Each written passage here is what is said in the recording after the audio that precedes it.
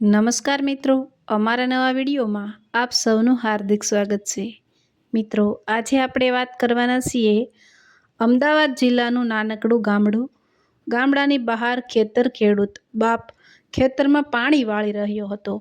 એની 13 વર્ષની દીકરી ગીતા માટીના પાળા પાસે કૂદાકૂદ કરી રહી હતી. ગીતાની માં ઘરે લઈ જવા માટે ઘાસના પૂળાનો ભારો બાંધી રહી હતી. ભારો બંધાઈ રહ્યો એટલે એ એકલા હાથે માથા પર સડાવા ગઈ, પણ એટલામાં જ એણે સંતુલન ગુમાવી દીધું. ભારો જઈ પડ્યો સીધો ગીતાની ઉપર. ઓય માળી રે! ગીતાના મોંમાંથી વેદનાની કાળી શીશ નીકળી ગઈ.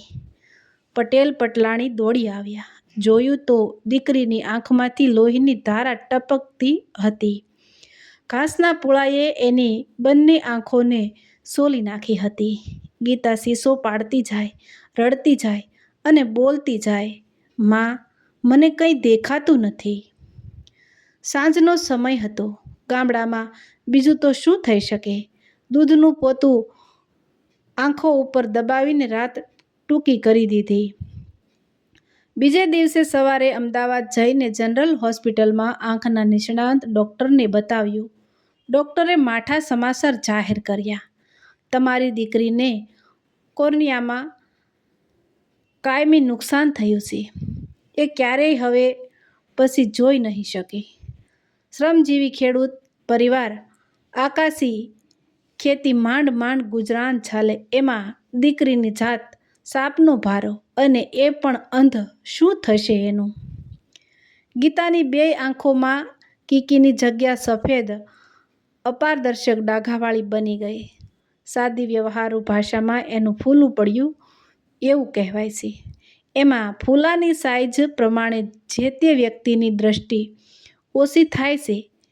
ગીતાની આંખોમાં પહોંચેલું નુકસાન 100% જેટલું હતું, માટે એનો અંધાપો પણ સંપૂર્ણ હતો.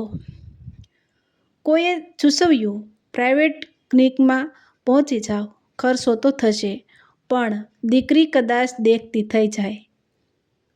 પણ થઈ જાય. પ્રયત્ન કરવામાં શું જાય છે? ગરીબ મા બાપ દીકરીને લઈને શહેરમાં શ્રેષ્ઠ આઈ સ્પેશિયાલિટીને ત્યાં ગયા. ડૉક્ટરે કહ્યું, કોર્નિયલ ગ્રાફ્ટિંગ કરી આપો, પણ ઓપરેશનનો ખર્ચ જરાક વધારે આવશે. કેટલા રૂપિયા સાહેબ? 1 આંખના 35,000, 2 આંખના 70. ડૉક્ટરની વાત સાંભળીને ગીતાના બાપને આંખે અંધારા આવી ગયા. થોડી વાર તો જાણે તેમને ફૂલું પડ્યું હોય તેવી હાલત થઈ ગઈ. સાહેબ, આટલા બધા રૂપિયા તો અમે આખા વરસમાં નથી કમાતા. કંઈક વ્યાજબી બોલો ને ભગવાન! વ્યાજબી જાણવું છે ને તમારે? તો એક કામ કરો, પોલિયો ફાઉન્ડેશનમાં પહોંચી જાઓ. મલાવ તળાવ પાસે રજવાડું રેસ્ટોરન્ટ, એનું નામ તો તમે સાંભળ્યું જ હશે. એની બરાબર સામેની ગલીમાં આ સંસ્થા આવેલી છે. ત્યાં અમદાવાદના અલગ અલગ ક્ષેત્રોના 60 જેટલા નિષ્ણાત ડૉક્ટરો કરુણાભાવથી સેવાઓ આપે છે. એમાં એક વિભાગ આંખની સારવારનો પણ છે. તમારી દીકરી માટે એ તીર્થધામ છે. પહોંચી જાઓ.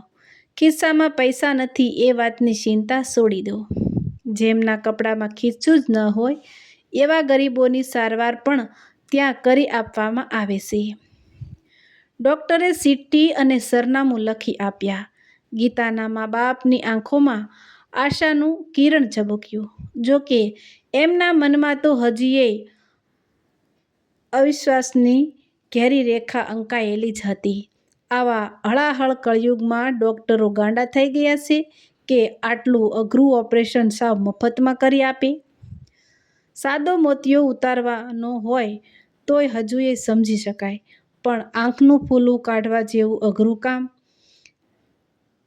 એ બાત કુછ સમજ નહીં હુઈ. જે સમજ ન થઈ શકે એવી તો વાત લઈને આજે આપણે બેઠા છીએ. કોઈ પણ પવિત્ર કામ હાથમાં ઉપાડવામાં આવે ત્યારે કેવી દિશા એની સહકારના પ્રવાહો આવી મળે છે. કેવી કેવી જગ્યાએથી માણસોનો આર્થિક સહયોગ મળી રહે છે.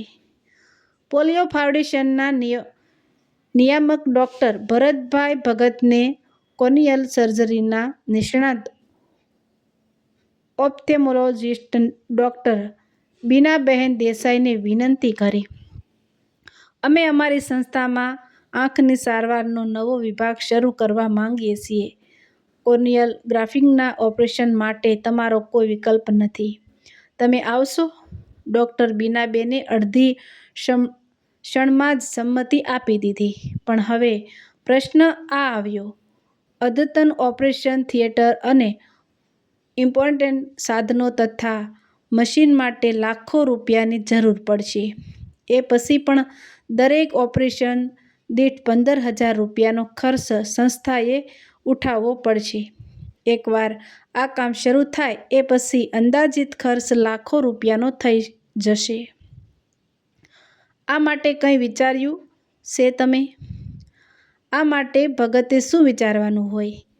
આનો વિચાર તો ભગવાને કરવાનો હોય. ડૉક્ટર ભગતે પોતાની અટક ઉપર સ્લેશ કર્યો.